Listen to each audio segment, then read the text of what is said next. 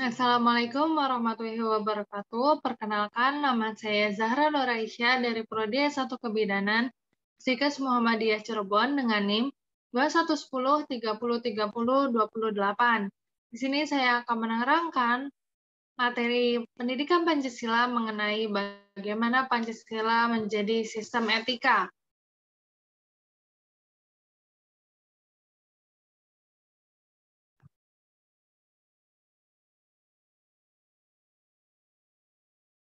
Pancasila sebagai sistem etika di samping merupakan sebagai way of life bangsa Indonesia, juga merupakan struktur pemikiran yang disusun untuk memberikan tuntunan atau panduan kepada setiap warga negara Indonesia dalam bersikap dan bertingkah laku.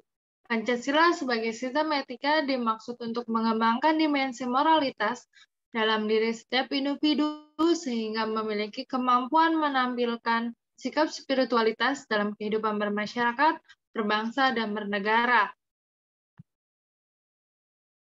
Nah, dan menelusuri konsep dan urgensi Pancasila sebagai sistem etika. Yang pertama itu ada konsep Pancasila sebagai sistem etika. Yang A ada pengertian etika. Istilah etika berasal dari bahasa Yunani yaitu ethos, yang artinya tempat tinggal yang biasa, padang rumput, kebiasaan, adat, watak, perasaan, sikap, dan cara berpikir. Dan secara etimologis, etika berarti ilmu tentang segala sesuatu yang biasa dilakukan atau ilmu tentang adat kebiasaan.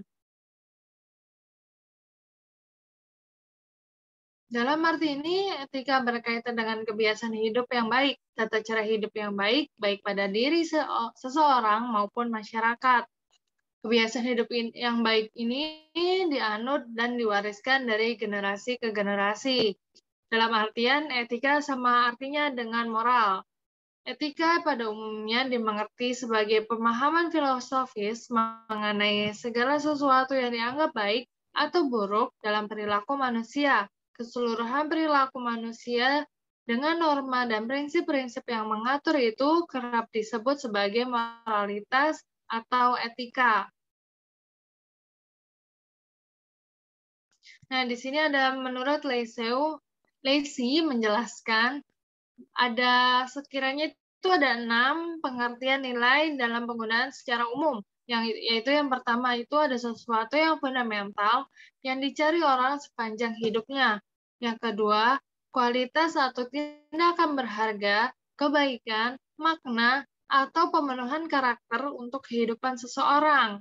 Yang ketiga, suatu kualitas atau tindakan sebagai membentuk identitas seseorang sebagai pengevaluasian diri dan pembentukan diri.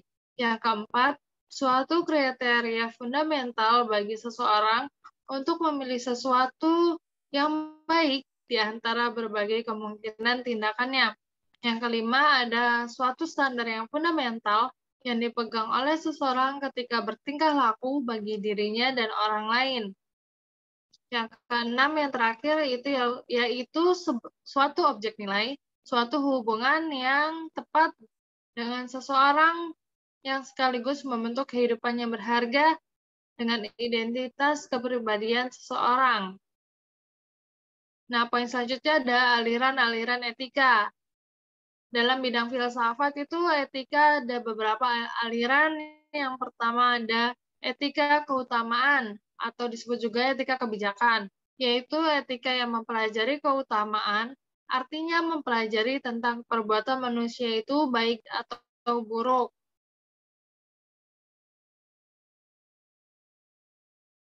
Yang kedua ada etika teologis, adalah etika yang menyatakan bahwa hasil dari tindakan moral menentukan nilai tindakan atau keberanian tindakan dan dilawankan dengan kewajiban. Etika teologis ini juga menganggap nilai moral dari suatu tindakan dinilai berdasarkan pada keefektivitas tindakan tersebut dalam mencapai tujuannya. Yang ketiga ada etika deontologis, adalah teori etis yang bersangkutan dengan kewajiban moral sebagai hal yang benar dan bukannya membicarakan tujuan atau akibat. Konsep-konsep nilai moral yang baik dapat didefinisikan sebagai berdasarkan pada kewajiban moral atau kelayakan rasional yang tidak dapat diturunkan dalam arti tidak dapat dianalisis. Nah, poin selanjutnya itu ada etika Pancasila. Etika Pancasila adalah cabang filsafat yang dijabarkan dari sila-sila Pancasila untuk mengatur perilaku dan kehidupan bermasyarakat, berbangsa, dan bernegara. Oleh karena itu, dalam etika Pancasila tergantung nilai-nilai Pancasila itu sendiri, yaitu nilai ketuhanan, kemanusiaan, persatuan, kerakyatan, dan keadilan. Nah, kelima nilai tersebut membentuk perilaku manusia dalam semua aspek kehidupannya.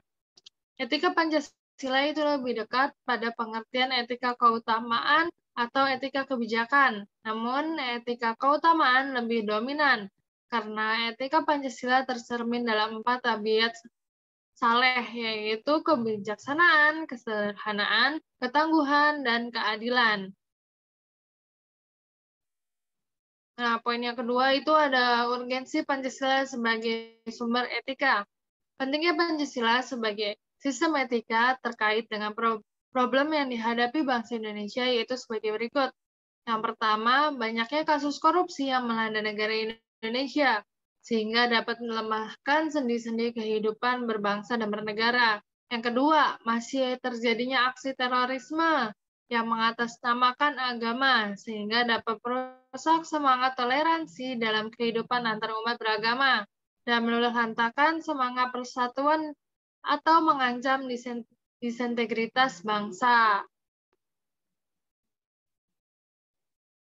Yang ketiga, masih terjadinya pelanggaran hak asasi manusia atau HAM dalam kehidupan bernegara. Yang keempat, kesenjangan antara kelompok masyarakat yang kaya dan yang miskin masih menandai kehidupan masyarakat Indonesia.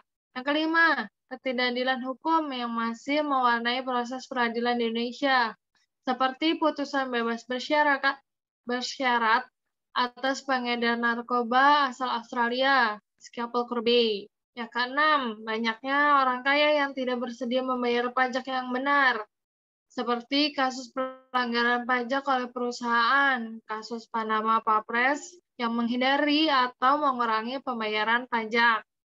Nah, kesemuanya itu memperlihatkan pentingnya dan mendesaknya peran dan kedudukan Pancasila sebagai sistem etika, karena dapat menjadi tuntunan dan sebagai landing principle bagi warga negara untuk berperilaku sesuai dengan nilai-nilai Pancasila yang ada.